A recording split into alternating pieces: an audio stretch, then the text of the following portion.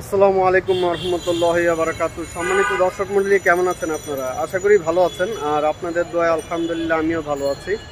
তো আজকে চলে এসেছি মিরপুর লালকুঠি মসজিদ, এটাকে বড় মসজিদও বলে।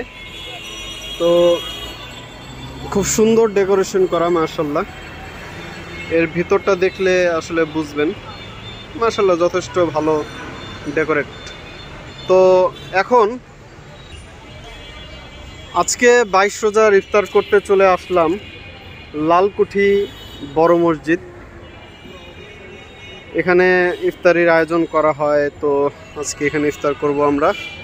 আশা করি আমাদের সাথে থাকবেন। আর কোথা যাই কি করি এই চ্যানেলটা, ইউটিউব চ্যানেলটা দয়া করে সাবস্ক্রাইব করতে ভুলবেন না। যারা ফেসবুকে দেখছেন তারা ফলো করবেন, ফেসবুকে আপনারা ফলো করবেন। তো থাকেন, দেখি ইফতারের সময় হোক, ইফতার কি করায় আমরা দেখব। তার আগে চলেন ইফতারের যে আয়োজনটা করছে সেটা আমরা একটু দেখি। হালকা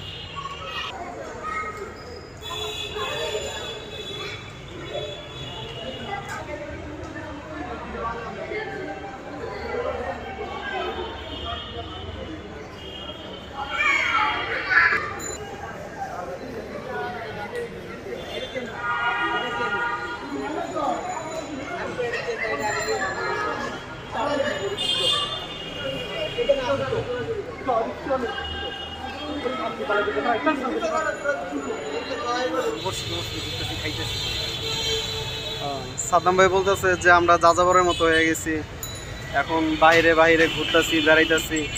তো ঘর নাই, বাড়ি নাই, আর এই যে ওইখানে ইফতারের আয়োজন করতেছে, ইফতারি করতে আসছি আমরা।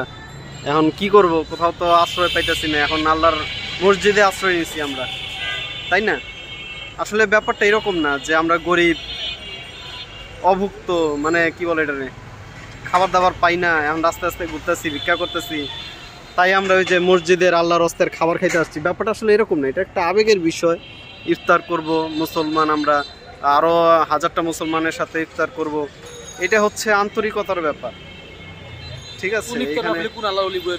হ্যাঁ, কোন ইফতার মাহফিলে কোন এক আল্লাহর ওলি বৈশা আছে, তাদের দোয়া একজনের যদি কবুল হয়ে যায়, তার উসিলায় যদি আমরা জান্নাত লাভ করতে পারি বা আমাদের দুনিয়া আখিরাতের জীবনটা সুন্দর হয়ে যায়, সেটা আলহামদুলিল্লাহ, ভালো না? তো সেটাই আসলে। আর মুসলমানদের সাথে একসাথে ইফতার করবো, সবসময় ঘরে ইফতার করব, সেটা কেমন কথা, তাই না? সেটা কেমন কথা? তো যাই হোক, দোয়া করবেন আমাদের জন্য। অনুভূতি তো আমার অনুভূতি তো আমি জানালাম, এখন সাদ্দাম ভাই আপনার অনুভূতিটা জানান। আলহামদুলিল্লাহ, আসলে আল্লাহ পাক রব্বুল আলামিন ছিল রোজা রাখছি, তো সেই হিসেবে রোজাকে ইফতার করার জন্য, ভাঙার জন্য, খোলার জন্য এই আমরা আমাদের নাইম ভাই প্রায় ব্লগ করে বিভিন্ন মসজিদে যায়। গতকাল বাইতুল করিমের একটা ভিডিও দেখছেন আপনারা, আলহামদুলিল্লাহ খুব ভালো একটা উদ্যোগ। এই উদ্যোগের সাথে সাথে জিনিসটা এটাও যে কোন ইফতার মাহফিলে গেলাম, নিজের একটা যে অহংকার থাকে, অহংকারটা দূর হয়ে যায়। যে সাধারণ মানুষের সাথে, খেটে খাওয়া মানুষের সাথে, যাদের টাকা নাই, তাদের সাথে বসে খাইলে দিলটা ভালো থাকে, আসলে ভালো লাগে। আজকে আসা আমার কাছে খুব ভালো লাগতেছে। আসলে আপনারা যারা যাবেন, করবেন, জিনিসটা আসলে ভালো লাগবে। এবং আপনারা অনেকে এই মসজিদে যারা দেয়, এই যে আপনারা টাকা খরচ করবেন। তো পরিশেষ হলো এটা, নাইম ভাই চ্যানেলটাকে আপনারা সাবস্ক্রাইব করবেন, লাইক করবেন, শেয়ার করবেন, যাতে আমাদের নাইম ভাই এই সমস্ত ভালো উদ্যোগগুলো আরও বেশি করতে পারে এবং আমরা উপকৃত হতে পারি তার দ্বারা। আর সাদ্দাম ভাই যেটা বললো যে আমাদের মধ্যে আসলে অহংকার যেটা থাকে, আমরা মনে করি যে এটা ভিক্ষুকদের খাবার, আল্লাহর হস্তের খাবার, এখানে ভিক্ষুকরা এসে, গরিবরা এসে খাবে, আর আমরা খুব বড় লোক, আমরা ঘরে বসে খাবো, আলিশান খাবার খাবো। এই অহংকারটা আসলে আমাদের দূর করতে হবে। এটা হচ্ছে রমজান মাসের একটা মূল আহ্বান, এটাই হচ্ছে রমজান মাসের মূল টার্গেট, ঠিক আছে? এটাই হচ্ছে মূল টার্গেট।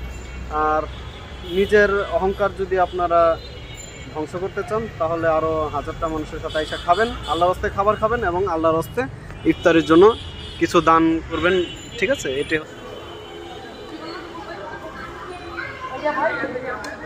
আমার ছোট ভাই।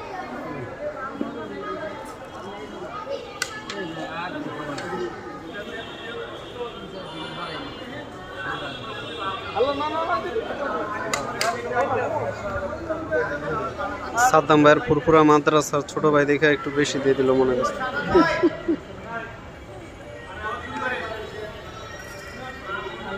অল্পই দেন, আমার এত হয়তো মনে হয়।